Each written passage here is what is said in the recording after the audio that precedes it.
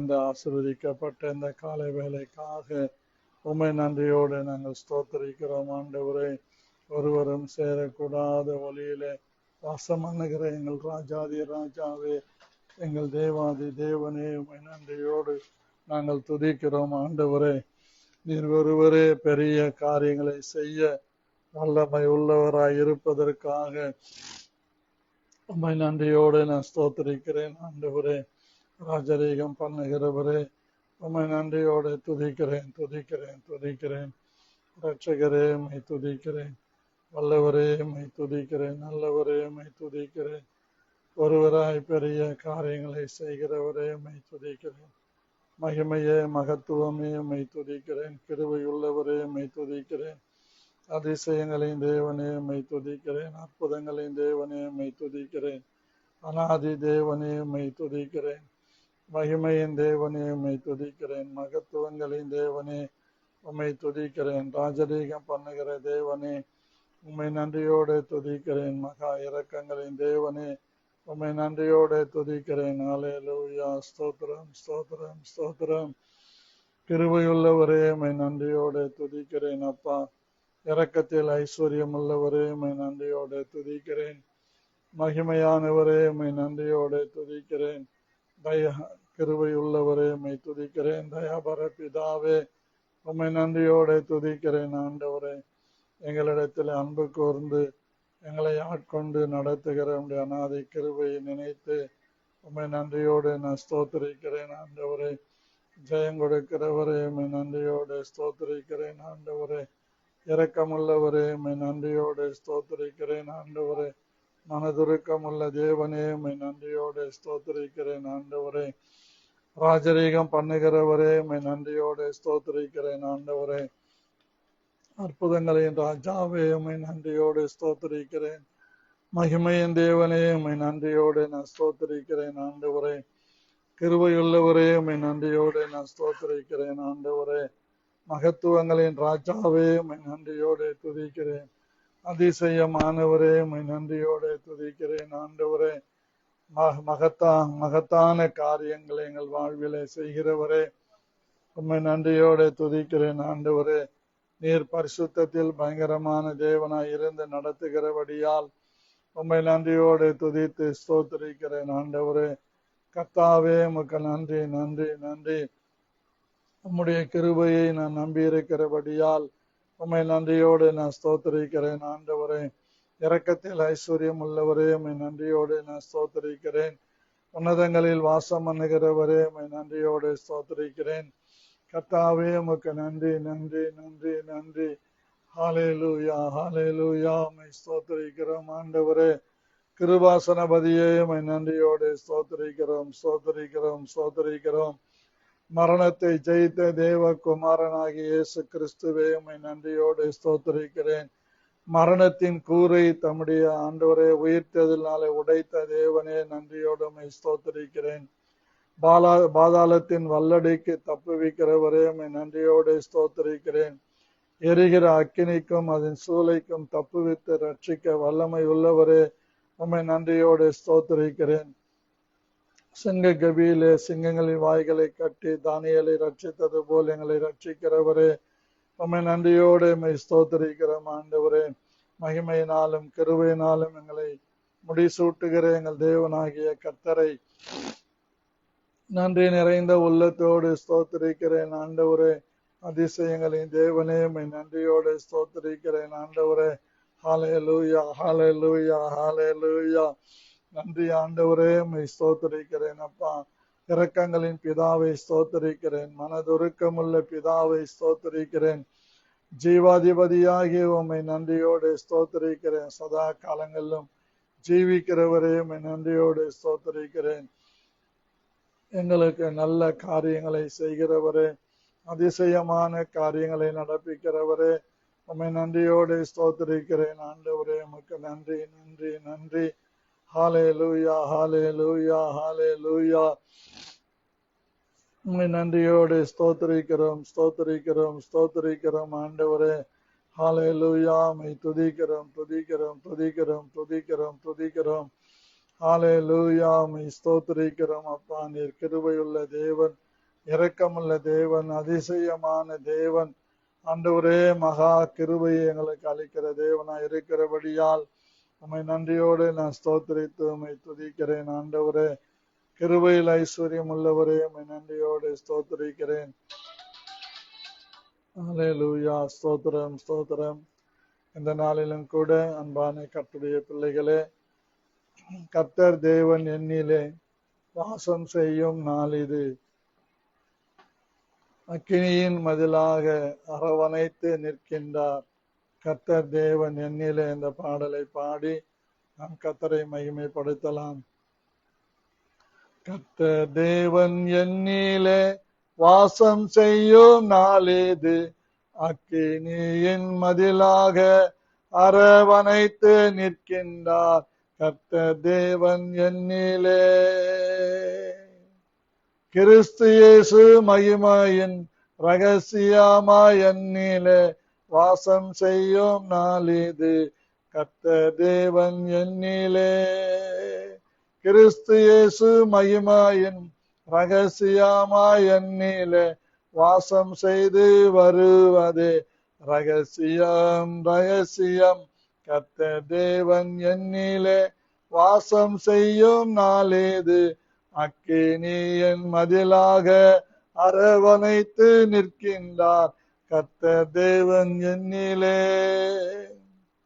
வேண்டுவதற்கும் நினைப்பதற்கும் மிகவும் அதிகமாய் என்னிலே கிரியை செய்யும் வல்லமை. ஆகா, என்ன அதிசயம். வேண்டுவதற்கும் நினைப்பதற்கும் மிகவும் அதிகமாய் என்னிலே கிரியை செய்யும் வல்லமை. ஆகா, என்ன அதிசயம். கர்த்தர் தேவன் என்னிலே வாசம் செய்யும் நாள் இது. அக்கினியின் மதிலாக அரவணைத்து நிற்கின்றார். கர்த்தர் தேவன் எந்த தேவன் கண்ணானால் கண்ணின் மணியாய் நான் இருப்பேன். என்னை தொடுவோன் அவரது கண்ணின் மணியை தொடுவானாம். எந்த தேவன் கண்ணானால் கண்ணின் மணியாய் நான் இருப்பேன். என்னை தொடுவோன் அவரது கண்ணின் மணியை தொடுவானாம்.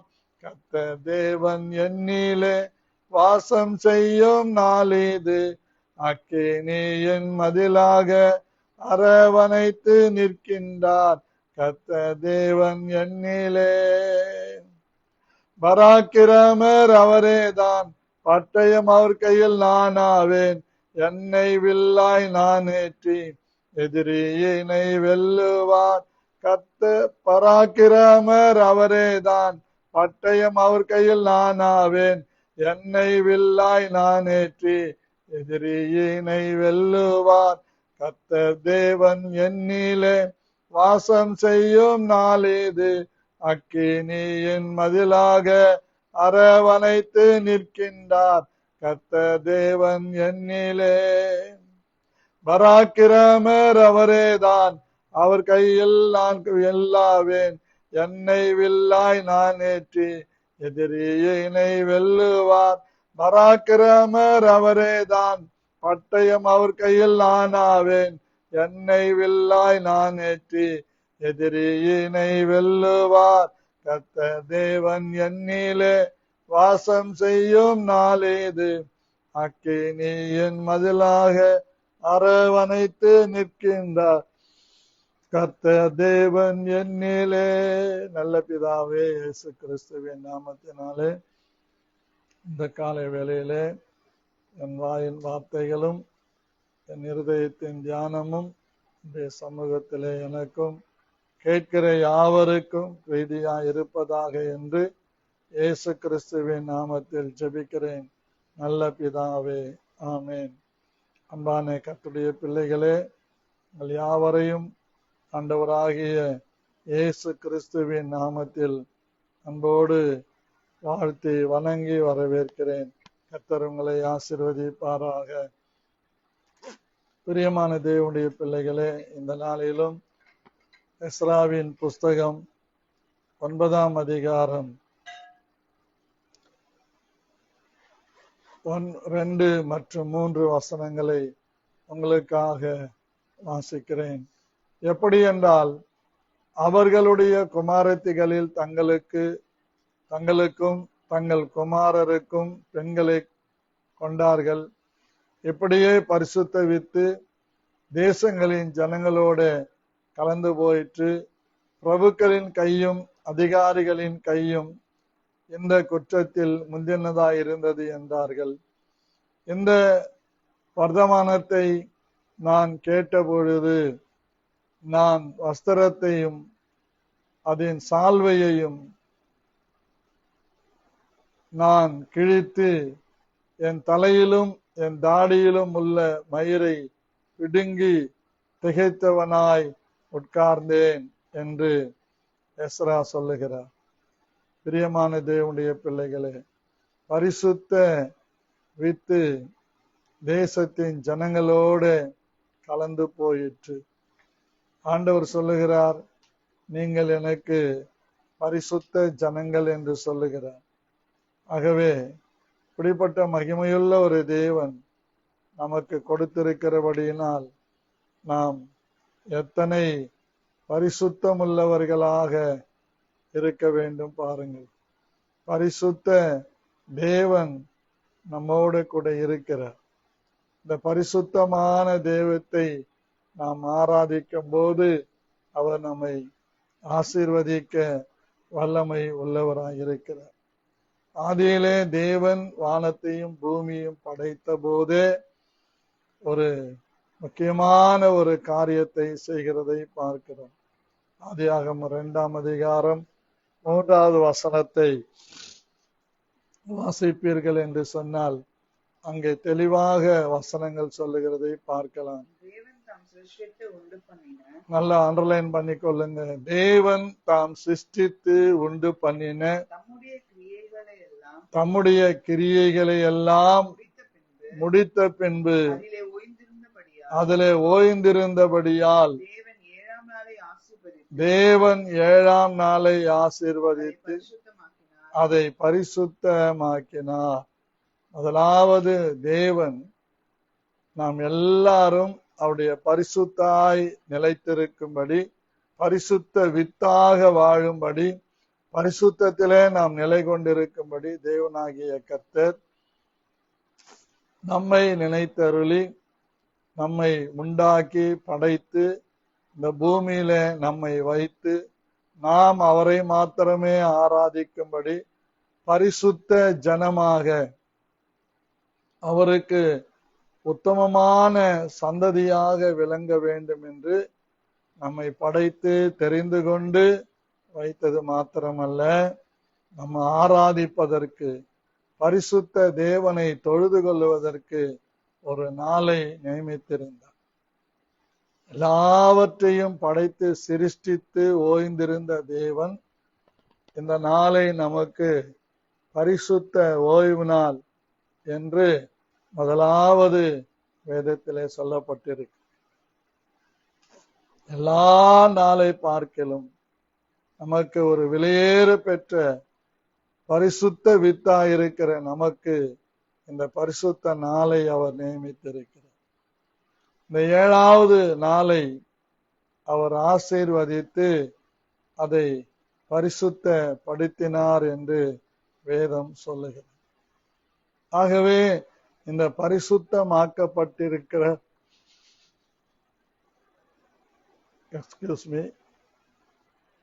இந்த பரிசுத்த வித்தாய் இருக்கிற நம்மை தேவன் எதற்காக தெரிந்து கொண்டால், கர்த்தரை தொழுது கொள்ளுவதற்காக. தமிழில ஒரு காரியத்தை சொல்லுவாங்க, படைத்ததெல்லாம் படைத்தான் மனுவுக்காக, மனுவை படைத்தான் தன்னை வணங்க என்று ஒரு தமிழ் கவி இருக்கிறது, கவிதை. படைத்ததெல்லாம் படைத்தான் மனுவுக்காக, மனுவை படைத்தான் தன்னை வணங்குவதற்காக. இந்த அவரை வணங்கும்படியாக இந்த பூமியில பிறப்பிக்கப்பட்ட நாம் அவரை வணங்குவதற்கு பதிலாக அவரை விட்டு நாம் தூரமாய் போய்விட்டோம். பரிசுத்த வித்து பரிசுத்த தேவனை மாத்திரமே தொழுது கொள்ள வேண்டும், அவரை ஆராதிக்க வேண்டும். ஆனால் இந்த பரிசுத்த வித்து மாறாக பரிசுத்த ஓய்வு நாளை பரிசுத்தமாய் ஆசரிக்க நினைப்பாயாக என்று 10 கட்டளைகள்ல ஆண்டவர் குறிப்பிட்டிருக்கிறதை நாம் பார்க்கிறோம். யாத்திராகமம் 20ஆம் அதிகாரம் 5வது வசனத்திலிருந்து நாம் வாசிக்கும் போது பாருங்க, 20ஆம் அதிகாரம், என்னை அன்றி உங்களுக்கு வேறே தேவர்கள் உண்டாயிருக்க வேண்டாம், மேலே வானத்திலும்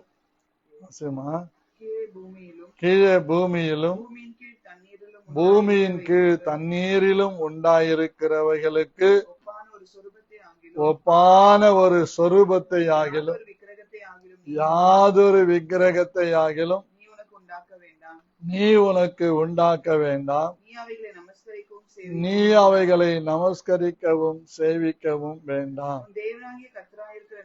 உன் தேவனாகிய கர்த்தராயிருக்கிற நான் எரிச்சலுள்ள தேவனாயிருந்து என்னை பகைக்கிறவர்களை குறித்து பிதாக்களுடைய அக்கிரமத்தை பிள்ளைகளிடத்தில் 3ஆம் 4ஆம் தலைமுறை மட்டும் விசாரிக்கிறவராய் இருக்கிறேன். என்னிடத்தில் அன்பு கூர்ந்து என்னை கற்பனைகளை கைக்கொள்ளுகிறவர்களுக்கோ 1000 தலைமுறை மட்டும் இரக்கம் செய்வேன். உன் தேவனாகிய கர்த்தருடைய நாமத்தை வீணிலே வழங்காதிருப்பாயாக. கர்த்தர் தம்முடைய நாமத்தை வீணிலே வழங்குகிறவர்களை தண்டியாமல் விடார். ஓய்வு நாளை பரிசுத்தமாய் ஆசரிக்க நினைப்பாயாக. 6 நாளும் நீ வேலை செய்து உன் கிரியைகள் எல்லாம் நடப்பிப்பாயாக. 7ஆம் நாளோ தேவனாகிய கர்த்தருடைய ஓய்வு நாள், அதிலே நீயானாலும் குமாரனானாலும் உன் குமாரத்தி ஆனாலும் உன் வேலைக்காரர் ஆனாலும் உன் வேலைக்காரி ஆனாலும் உன் மிருக ஜீவன் ஆனாலும் உன் வாசல்களில் இருக்கிற அந்நியனானாலும் யாதொரு வேலையும் செய்ய வேண்டாம். கர்த்தர் 6 நாளைக்குள்ளே வானத்தையும் பூமியையும் சமுத்திரத்தையும் அவைகளுள்ள எல்லாவற்றையும் உண்டாக்கி 7ஆம் நாளிலே ஓய்ந்திருந்தார். ஆகையால் கர்த்தர் ஓய்வு நாளை ஆசீர்வதித்து அதை பரிசுத்தமாக்கினார்.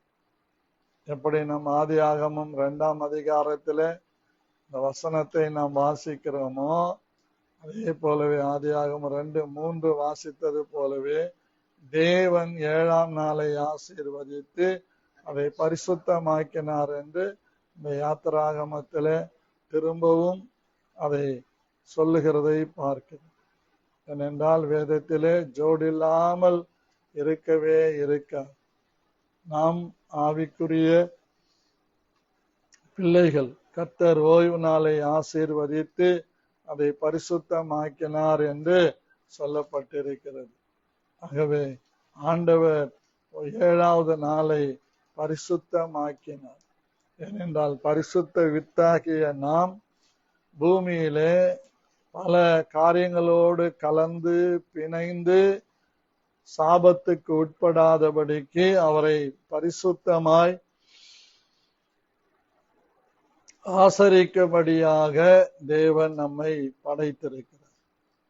2வது காரியமாக வேதம் சொல்லுகிறது, யாத்திராகம் 3:5 மோசேக்கு ஆண்டவர் சொல்லுகிறார்,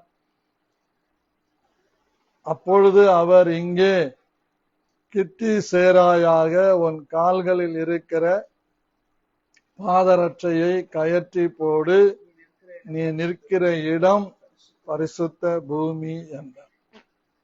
ஆகவே தேவன் இந்த பூமியை கூட பரிசுத்த பூமி என்று அழைக்கிறார். இந்த பூமியிலே சஞ்சரிக்கிற நாம் அவருடைய பரிசுத்த வித்தா இருக்கிற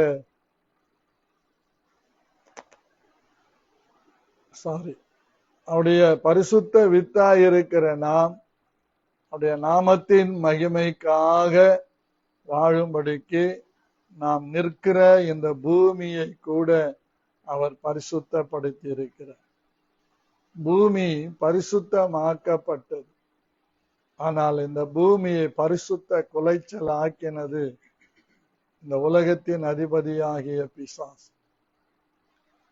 தேவனால் பரலோகத்திலிருந்து தள்ளப்பட்ட லூசிபரும் அவனுடைய ஆவிகளும் பூமியை கெடுத்து போட்டார்.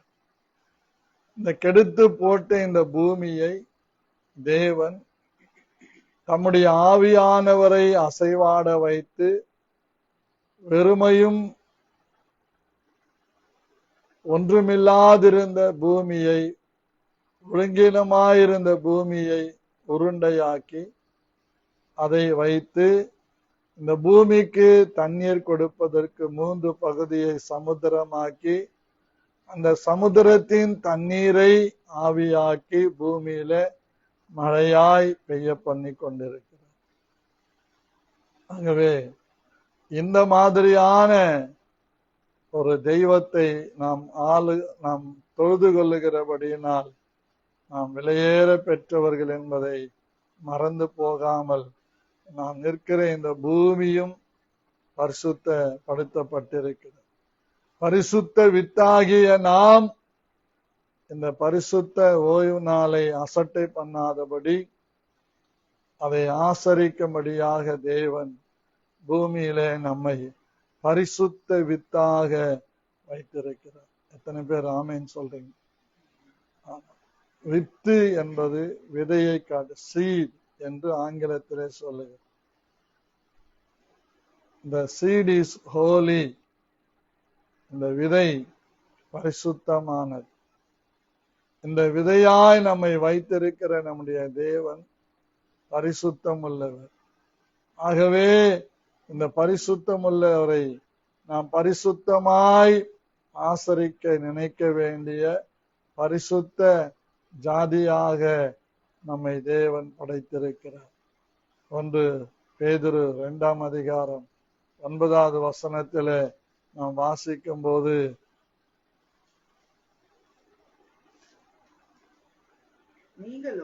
நீங்களோ உங்களை அந்தகாரத்தினின்று தம்முடைய ஆச்சரியமான ஒளியினிடத்திற்கு வரவழைத்தவருடைய புண்ணியங்களை அறிவிக்கும்படிக்கு தெரிந்து கொள்ளப்பட்ட சந்ததியாயும் ராஜரீக ஆசாரிய கூட்டமாயும் பரிசுத்த ஜாதியாயும் அவருக்கு சொந்த ஜனமாக நாம் இருக்கிறோம் என்று வேதம் சொல்லுகிறது. ஆகவே கர்த்தர் சொன்னார், நான் பரிசுத்தர், ஆகையால் நீங்களும் எப்படி இருங்க, பரிசுத்தராய் இருங்கள் அப்படின்னு சொன்னார். உங்களை அழைத்தவர் பரிசுத்தராய் இருக்கிறது போல நீங்களும் உங்கள் நடக்கைகள் எல்லாவற்றிலும் பரிசுத்தராயிருங்கள். நான் பரிசுத்தர், ஆகையால் நீங்களும் பரிசுத்தராயிருங்கள் என்று சொன்னார். தேவன் நம்மை எல்லாருக்கும் முன்பாக பரிசுத்தமாய் இருக்க கிருபை அளித்திருக்கிறார். கர்த்தருக்கு ஸ்தோத்திரம், ஸ்தோத்திரம். ஆகவே அன்பான கர்த்தருடைய பிள்ளைகளே, இயேசு கிறிஸ்துவின் வருகை சீக்கிரமாய் இருக்கிறபடியினால் நாம் பரிசுத்த ஜனங்களாக, பரிசுத்த ஜாதியாக கர்த்தர் அவருக்காக நம்மை பிரித்தெடுத்திருக்கிறார். பரிசுத்த வித்தாகிய நாம் நம்மை பரிசுத்தம் பண்ணி கொள்ள வேண்டியது அவசியமாக இருக்கிறது. இதைதான் யோசுவாவுக்கு தேவன் சொல்லுகிறார். யோசுவாவின் சரித்திர புஸ்தகம் 3ஆம் அதிகாரம் 5வது வசனத்தை நாம் வாசிக்கும் போது, யோசுவா ஜனங்களை நோக்கி, உங்களை பரிசுத்தம் பண்ணிக்கொள்ளுங்கள், நாளைக்கு கர்த்தர் உங்கள் நடுவிலே அற்புதங்களை செய்வார் என்றார். பரிசுத்த வித்தாகிய நாம் உலகத்தின் வழிபாடுகளுக்கு அடிமைப்பட்டு போகாமல், பிரித்தெடுக்கப்பட்டிருக்கிற நாம் நம்மை பரிசுத்தம் பண்ணிக்கொள்ள வேண்டும். பரிசுத்த வித்து எந்த விதத்திலும் எந்த சூழ்நிலையிலும் உலகத்தின் ஆசா பாசங்களோடு கலந்து போய்விடக் கூடாது. உலகமும் அதில் உள்ளவைகள் எல்லாம் ஒழிந்து போகும். நானோ என் வார்த்தைகளோ என்றென்றைக்கும் ஒழிந்து போவதில்லை என்று வேதம் சொல்லுகிறது.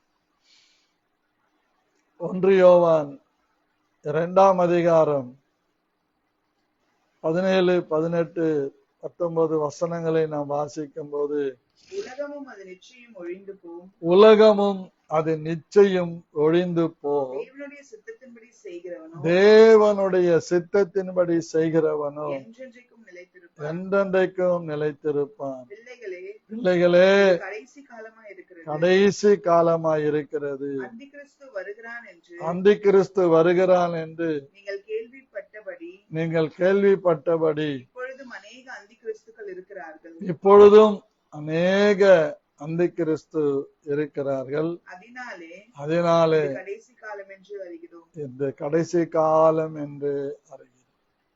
ஆகவே இந்த கடைசி காலம் தேவனை தேடுகிற நாம், கர்த்தரை தேடுகிற நாம், கர்த்தரை விசுவாசிக்கிற நாம், கர்த்தரை நம்பிக்கொண்டிருக்கிற நாம், பரிசுத்த வித்தாய் இருந்து தேவனை பரிசுத்தமாய் தொழுது கொள்ளும்படியாக நாம் அழைக்கப்பட்டிருக்கிறோம் பிரியமானவர்களே. ஆகவே நாம் எப்பொழுதும் தேவனிடத்தில் பரிசுத்தம் உள்ளவர்களாய் இருக்க வேண்டும் என்று பரிசுத்த ஆவியானவர் விரும்புகிறார். ஆகவே வேதத்திலே அநேக காரியங்கள் சொல்லப்பட்டிருக்கிறது. நான் பரிசுத்தராய் இருக்கிறது போல நீங்களும் பரிசுத்தராய் இருங்கள் என்று சொல்லப்பட்டிருக்கிறது. ஆகவே பரிசுத்த வித்தாகிய நம்மை நாம் ஒவ்வொரு நாளும் அவருக்கு முன்பாக தாழ்த்தி பரிசுத்தம் பண்ணி கொள்ளும் போது கர்த்தர் அற்புதங்களை செய்கிறார். நாளைக்கு இந்த வசனத்தை படிச்சு பாருங்க.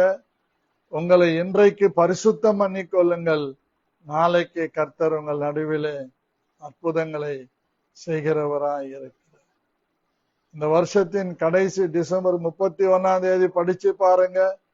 என்றால் ஒவ்வொரு நாளும் நமக்கு அற்புதங்கள் அதிசயங்கள் நடக்க வேண்டும் என்று விரும்புவோமாகில் நம்மை நாம் பரிசுத்தப்படுத்த வேண்டும். ஆகவே நாம் ஆராதிக்கிற சேனைகளின் கர்த்தரை கேராபீன்களும் சேராபீன்களும் சேனைகளின் கர்த்தர் பரிசுத்தர் பரிசுத்தர் பரிசுத்தர் என்று ஓயாமல் தொழுது கொள்ளுகிறோம். ஆனால் நாம் தொழுது கொள்ளுவது வாரத்துல ஒரு நாள் வந்து அவர் சமூகத்துல ஒரு 2 மணி நேரமோ 2.5 மணி நேரமோ இருக்கிறோம். மற்ற நேரம் எல்லாம் நம்ம வேற வேற காரியங்கள்ல ஈடுபாடு கொண்டிருக்கிறோம். ஆகவே இந்த காலை வேளையில பரிசுத்த வித்தாகிய நாம் எத்தனை பெரிய பரிசுத்தத்தை உடையவர்களாய் இருக்க வேண்டும் என்பதை வேதம் நமக்கு சொல்லுகிறது.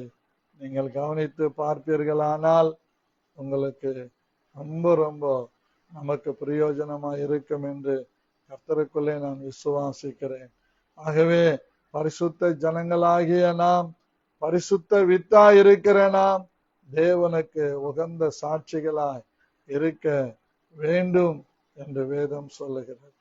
ஆகவே இந்த பரிசுத்த வித்தாகிய நாம் பரிசுத்தமாக இருக்கும்போது கர்த்தர் நம்மை சீயோன் மீதிலே வைத்து அபிஷேகித்து நம்மை பரிசுத்தப்படுத்தும்படிக்கு தேவன் வல்லமை உள்ளவராயிருக்கிறார். பரிசுத்த வித்தாகிய நாம் கர்த்தரை தேடும் போது அவர் நமக்கு பலன் தருகிறார். நாம் சங்கீதம் 3:4 நான் கர்த்தரை நோக்கி சத்தமிட்டு கூப்பிட்டேன், அவர் தமது பரிசுத்த பர்வதத்திலிருந்து எனக்கு செவி கொடுத்தார் என்று சொல்லப்பட்டிருக்கிறது. செவி கொடுக்கிற தேவன் நமக்கு சொல்லிக் கொடுக்கிற காரியம் நாம் பரிசுத்தம் இருப்பதுதான். சங்கீதம் 5:7 படிக்கிறோம், நானோ உமது மிகுந்த கிருபையினாலே உமது ஆலயத்திற்குள் பிரவேசித்து உமது பரிசுத்த சந்நிதிக்கு நேரே பயபக்தியுடன் பணிந்து கொள்ளுவேன். பயபக்தியுடன் பரிசுத்தமுள்ள தேவனை நாம் பணிந்து கொள்ளவும் துதிக்கவும் தேவன் விரும்புகிறார். சங்கீதம் 11:4 வாசிக்கும் போது கர்த்தர் தம்முடைய பரிசுத்த ஆலயத்தில் இருக்கிறார். கர்த்தருடைய சிங்காசனம் பரலோகத்தில் இருக்கிறது. அவருடைய கண்கள் மனுபுத்திரரை பார்க்கிறது. அவருடைய இமைகள் அவர்களை சோதித்து அறிகிறது. பரிசுத்த ஆலயத்தில் இருக்கிற தேவன் தொழுது கொள்ள இந்த பரிசுத்த ஓய்வு நாளிலே பரிசுத்த வித்தாகிய நாம் கர்த்தருடைய சமூகத்திலே நாம் வாழ வேண்டியது, அவரை தேட வேண்டியது மிக மிக மிக முக்கியமாயிருக்கிறது. ஆகவே பரிசுத்தவான்களுடைய அழிவை காண ஒட்டாத தேவன் இந்த காலவேளை நம்மை ஆசீர்வதித்து நம்மை பரிசுத்தப்படுத்தி பரிசுத்த வித்தாக நம்மை பரிசுத்தம் படுத்திக் கொள்ளுவோம். நாளைக்கு தேவன் அற்புதங்களை செய்வார். இந்த நாட்களே நம்மை சுத்திகரிப்பதற்கு இயேசு கிறிஸ்துவின் ரத்தத்திற்கு வல்லமை இருக்கிறது. அவருடைய வேத வசனங்களுக்கு வல்லமை இருக்கிறது. இயேசு கிறிஸ்துவின் ஆவியானவருக்கு நம்மை பரிசுத்தப்படுத்துவதற்கு வல்லமை உள்ளவராயிருக்கிறார். ஆகவே இந்த கடைசி நாட்களிலே கொடிய காலங்கள் என்று வரும் என்று அறிந்திருக்கிறபடியினால் நாம் யாவரும் ஜாக்கிரதை உள்ளவர்களாய் பரிசுத்த ஓய்வு நாளை பரிசுத்த குலைச்சலாக்காதபடிக்கு பரிசுத்தமாய் ஆசரித்து அவருடைய நாமத்தை நாம் மகிமைப்படுத்தலாம். கர்த்தர் நம்மை ஆசீர்வதிக்க வல்லமை உள்ளவராய் இருக்கிறார். இந்த வார்த்தைகளை கொண்டு கர்த்தர் உங்களை ஆசீர்வதிப்பார். நாம் ஜெபிப்போம். நல்ல பிதாவே, இந்த காலை வேளையிலே பரிசுத்த வித்தாகிய நாங்கள் பரிசுத்தமாய் உம்மை ஆசரிக்கிறதற்கு பரிசுத்த ஆலயத்தில் பிரவேசித்து இந்த நாமத்தை மகிமைப்படுத்த எங்களுக்கு கிருபை தாரும். இயேசு கிறிஸ்துவின் நாமத்தில் ஆமென்.